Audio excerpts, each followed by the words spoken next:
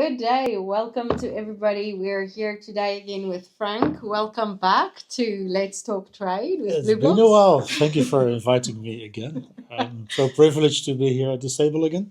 Oh, lovely. Well, last time it was on the couch, now it's on the table. So, True, yeah. welcome back. I think so. What today we'll be talking about, we'll be diving a little bit deeper into, I would say, disruption. Disruptions in supply chain. Yes, we've experienced quite a bit over the last couple of months and so forth. So let's talk trade. Let's do. So, Frank, I mean, we've seen over the last, I don't know, months, almost years, constant disruptions. It started, I mean, even before COVID, constant repetitions going up. We've seen the wars having an impact on trade. We've seen the Suez Canal block up. We've seen the tariffs and wars going on.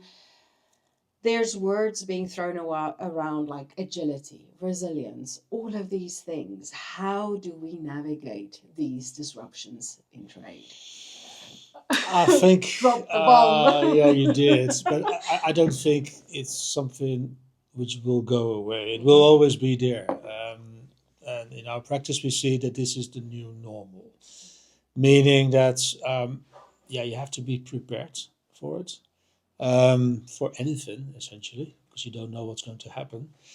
You need to be trained, because if you're trained and prepared, then being resilient is not such a big thing. Because yeah, okay, something happens which is not good, but at least you can switch on some kind of a business continuity, meaning that you have been prepared, you are trained, and then automatically you switch from one way of operating to another, and then hopefully you have assigned a different team to take care of the disaster at hand, whichever that is. So it could be worse, but it could also be just the roof has been blown off of my warehouse, or a river has been flooding and I cannot get to my factory. It's not only wars or tariff or cyber attacks. It's just everything, and everything happens more often. It's unpredictable. Maybe you can see it coming. For a storm, you can see coming, so you can anticipate for it. People do, but a fire usually not. So all those things, yeah, like I said, you can prepare for it, and supply chain managers are now positioned, being asked to plan for it. This is what we see. Yeah. So for those more, I say, younger, junior individuals out there, what is the difference between agility and resilience? I would translate agility as, yeah, being just quick, fast to react.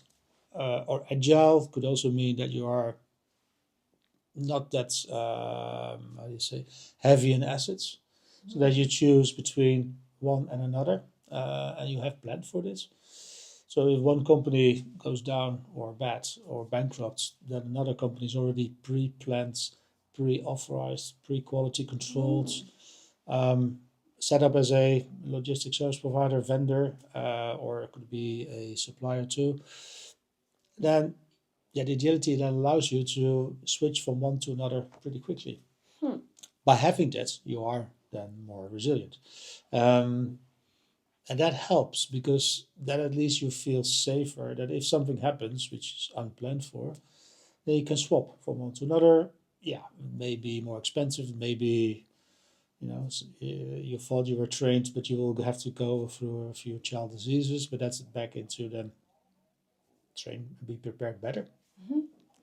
So I would classify the two as that difference. Yeah. Okay. Is if I can, in my layman's terms, then say it. So agility is then kind of being nimble, being quick, being able to adjust.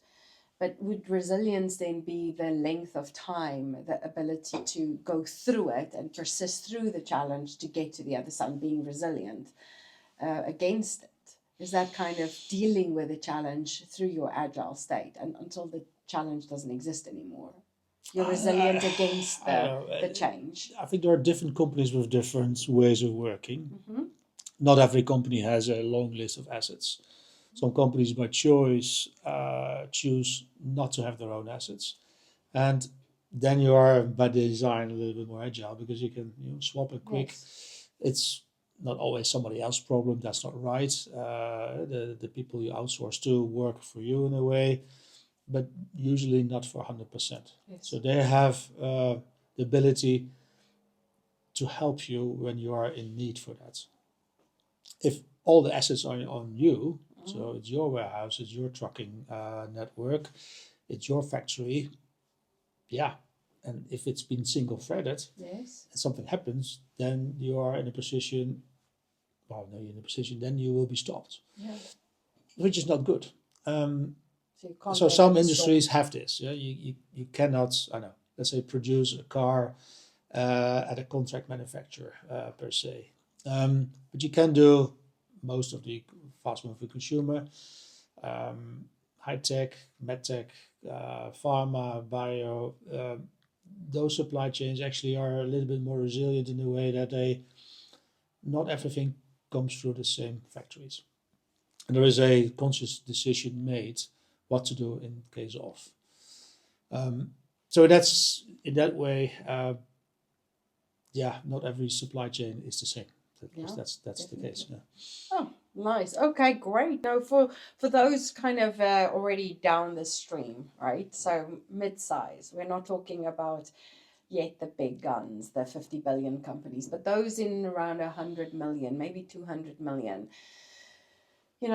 How can they? What is their benefits in a kind of a disruptive market? Are they more agile? Are they more able, or is that element that they are struggling?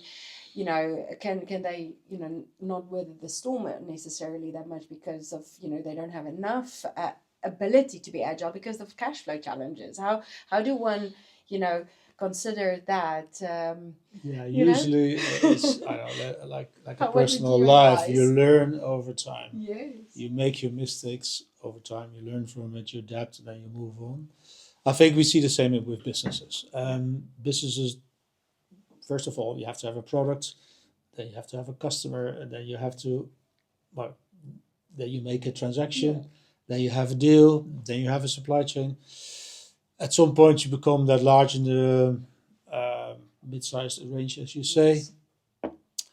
At some point, you start to think about, well, hold on, I'm single-threaded. I'm exposed to whatever happens in the world, and then hopefully not that stops you from making a product or selling a product.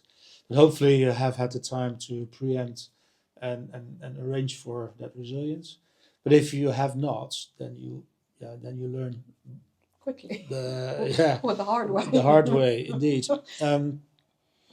Depending a little bit on how large that disruption is or how long it takes, the natural reaction is that there is stock or is inventory in the supply chain. So it will take some time before you actually really get hurt. In the sense that your customers start to notice this. Maybe it could be 1 week or a month. So what we try to advise companies is know how mature that is. How resilient are you? Where are the real risks in the supply chain? Because it could be in an investment. The easiest way is to stock up everything. Then you are by design a little bit more resilient. And then the second phase would be just to have more sources. So not only one or two. And then you start to look at your global presence, because some countries they come into your single sources entity. So if you are let's say buying from China, what many companies do, you have a double source strategy from China. But for whatever reason, China is becoming problematic to export from or getting your products out of that country. Yeah. That's then the moment where you think, oh, I should have probably sourced from other areas as well. So what we now see more and more is that the region works with the region. And so in Americas, Nice because of global the tariff situations, you see that that's the purpose of the tariff, to have the sourcing done locally and not being done out of the country. But that also means that you then keep the products in the country because exporting it is becoming more expensive. Mm. So in Europe, you're going to source within Europe. In China or Asia, you're going to their source. So instead of having a global supply chain, and I always worked companies in a way, the world was flat and Mm. everything was be and supposed to become global. Now we see the reverse. So we see much more regionalization, and that means that then you are also protected because you have then a more resilient way of working because not all three continents at the same time have an issue. That will never happen. Then still you need maybe to take product out of one geography into another. That's expensive, but then at least you are resilient and you can continue the business. And again, you still need to be very vigilant on making sure that the disaster recovery is being taken care of. And that's back to training, having preempted what could happen in such a case, so that you're ready for that eventuality. I think that's Yeah. really important, that that whole thing of being aware, being trained, understand when do you need to bring others in board, when do you need other resources, when to make those decisions. For these companies that's constantly Mhm. growing, when would you advise them to go outside themselves and ask for help? You know, when should they engage either consultants, advisors, these type of things to ask for that? Because we generally have a thing, I can do it, I can do it, but that is that element that sometimes on the growth journey could hamper them for making very dear mistakes. So when would you say would be good for companies to go and ask for support to ensure they are I resilient? think most companies know it, Really? maybe unconsciously, but they do sign contracts that they have to meet a certain expectation on, let's say, on-time delivery. The product needs to be of a certain quality always. The quantities need to be delivered at a certain number in a certain way of packaging. So when you sign up for that commitment, you already know that if you can't make the commitments, usually the contract says something about liability. That's the moment when, yeah, as a company, you need to make the decision: what's the real risk that I Yeah. cannot deliver to that expectation, and what's my contractual liability if I don't? Beautiful. And then that would be the moment to ask for help, as in, yeah, you can think of 100 things which go wrong, and then you need to make the practical layer on top to say, never 100 things will go wrong at the same time. So you extend them and you say, okay, well, what's then the most important one? What do I need to get away or out of the way first? And you work your way along. You can decide to do that in house. You can decide to ask help from outside, from somebody who has seen that before. A lot of companies would have either in finance or in supply chain somebody appointed to be the risk advisor. It could be a position which is like a chief of staff, Mhm. which then is being appointed to handle the problem if it arises. Yeah. So it starts there. So it starts with knowing your processes, knowing the people, knowing the platforms you have, as in how do I get my products from the factory to my markets. Um, that's if it's, let's say, in your own control, and then you have the decision to make: should I vet all the sourcing, all the suppliers in the same way? So it's very often then a procurement person who's doing this. And at the same time, in sales, when you choose not to have your own sales team, but you choose channels or other ways, partners to get your products into the market, then you need to have the relationship with them to make sure that your brand is not being damaged in any way, shape, or form.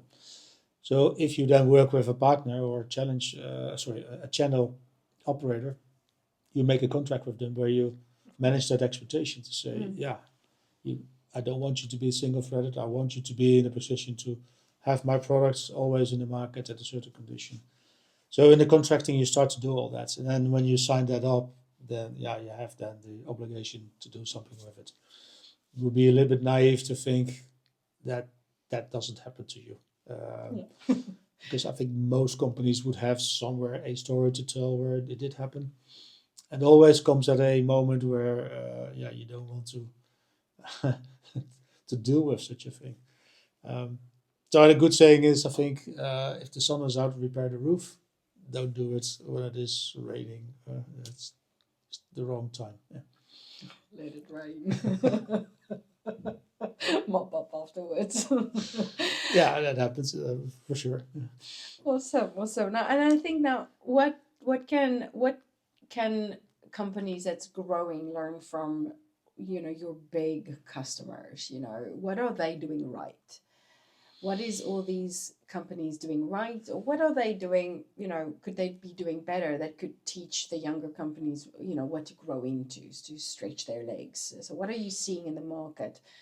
Trendsetters and Oh, those that um, maybe are not necessarily doing it as good as they could, even though they're billions big. yeah, the bigger companies have the advantage of scale.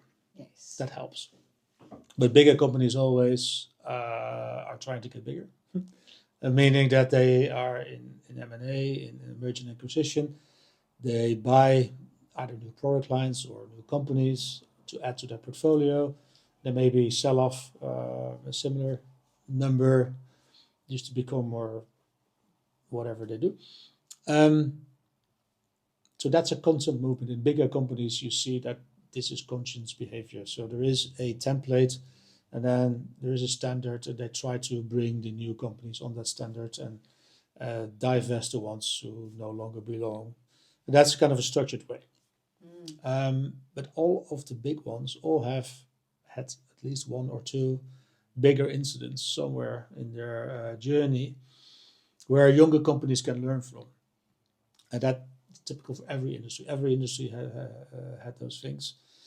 Um, and that's to do with the location being in a position too close to sea, too close to the river, um, too close to an airport, or in a country where there's too much political unrest, or in a country where there are too many strikes. Anything to do with any of I call them then process people and the platform. Any of those three, if any of those three are broken, you cannot continue. Um, so be aware of that. So in the source, make and deliver, you can look into the process. Where am I vulnerable? You can give yourself a mark or a judgment call. How vulnerable am I? How mature is that? And that, like I said, you can't boil the ocean. You can't just jump from the floor to the ceiling in one go. You need to go step by step, and you fix step by step what you think is most important. So you can work away from the inability to make sales, meaning that, yeah, a certain country is your best market. You go there first. You go to fix that. Mm. Then you go to fix the distribution center responsible for that market. You go to fix the transportation companies taking the product from their warehouse to your clients, and then make that the first priority. And the least one is the smaller country, the outlayer. And you work your way through just a list of things, and the Yeah. list could be long. Um, and that's okay. And then you can go, let's say, at the end of the supply chain, working all your way back. Or you say, no, I'm procurement led. My company is more about import and export. I don't do that much manufacturing or value add services. Then you work your way from the procurement side.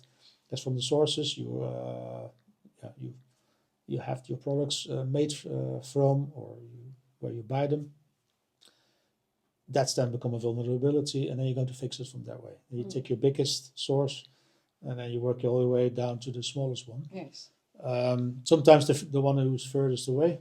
In your example, where you say, "I'm always go through the channel or the Suez Canal in this case." Yeah, that's a vulnerability. So if you're large enough, you can split. You say, well, some of it goes there, some of it goes around the Horn, and some of it may be docked in Dubai and fly it into Europe if Europe is your final destination. So you have choices, or you take the train. By the way, that's also a workable solution. So there are, choices to be made in that supply chain. Mm. And if you're very young, very starting up, then you're already happy that you have products.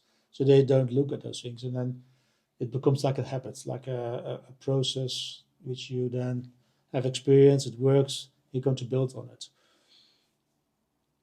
Waiting for the first time it goes wrong, but hopefully not. But somewhere, like I said, in the contracting, you start to notice, oh, I now need to start to split things, Yeah. because I really can't afford it. No. So it sounds like as well. I mean, the smaller companies are growing, they're expanding, but it sounds like a potential way of disaster recovery or disaster management has a lot to do with the M&A on the big company side. They acquire companies to be able to handle even better the disruptions, and perhaps even spin-offs to handle disruptions better. So clean out something that isn't working.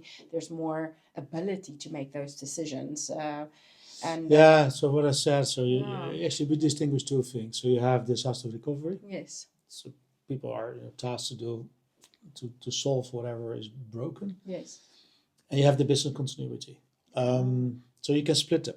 So if something happens, you can pre-train people how to do things manually. If you are very dependent on an let's say mechanized or automated way of working, you can plan for that. And you can also train people how to fix a certain disaster. But you need to be, like I said, prepared, because the moment you have a disaster, something happens, you are stopped.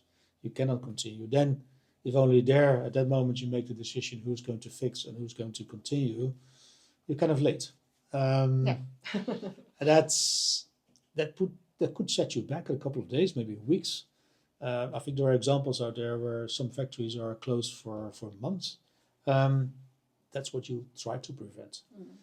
And I'm not saying that if you are resilient that that's always the case, um, but at least if you know it, you are aware, and that put the obligation on you to say, is that a risk or is that something I can live with?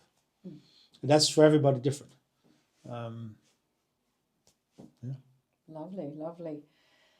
I think we've gone through the entire spectrum, starting with the basics, going into very deep elements and so forth. What do you see as currently a bit of a future for the very big organizations? What do you think are we going to see setting new trends, new things in the industry to deal with disruptions in the market and staying more resilient now from these big companies? It's a good question. It's difficult. I think for me as a person, but also what we try to bring to business is, yes, it's investment. To be resilient means that you need to think about those things, and that's not always the core business, because the core is like, I love my product, I love my customers, I love to get my product to the customers, and thinking that it couldn't work for whatever reason is not a natural thing to do, because that's not why you started to make those beautiful products. That's not why you are engaging with the customers. It's more, it happens, and you need to be aware of it. And the more global we become, the more, unfortunately, the weather is playing a role. Political instability has always played a role, to be fair. But yeah, other things are now happening too. So strikes are happening in some countries more than others, but that puts a stop to your supply chain. So you need to, and when people are making a decision to put a strategic location somewhere, they take note of this, they take stock of it. But I think today, in today's business environment, you have to make those decisions consciously. And you have to think of, okay, I'm here in this location of my choice, who I can partner with. Because yes, there are companies who do it alone, but most companies partner with people who are in a position that you can partner. And that partnership could be a short one, a longer term one. But that's, I think, how you need to look at this, is find other contributing parties somewhere in the supply chain who have a vested interest to do what they do best. And they might be in a position to help you in a much better way than I can here think of behind the table. That is also very situational because companies, yes, you can compare them like for like. Yes, you can look at the outcome of the companies in terms of financial KPIs or number of products sold or the brand recognition, those beautiful things. And you can put them next to each other and you can value them. At the same time, those two brands, if you do 2 or 3 comparisons, they all have a place in the market, and there is a good product and there is a good customer. Otherwise, they wouldn't exist. So comparing like for like is not always the way to do it. It's really look at yourself and how do you want that supply chain to work with your people, with your processes, and with the platforms of your choice. Amazing. Yeah. Wow, I think it is just absolutely lovely to talk trade with you. Well, thank Sitting you, here, Dorothy. just be absolutely. We'll try to reverse at some point, and I can ask you all the questions on trade compliance. Thank you so much for You're joining welcome. us today. Thank you to everybody for joining us in and listening to this Let's Talk Trade. See you again soon. Goodbye. Bye.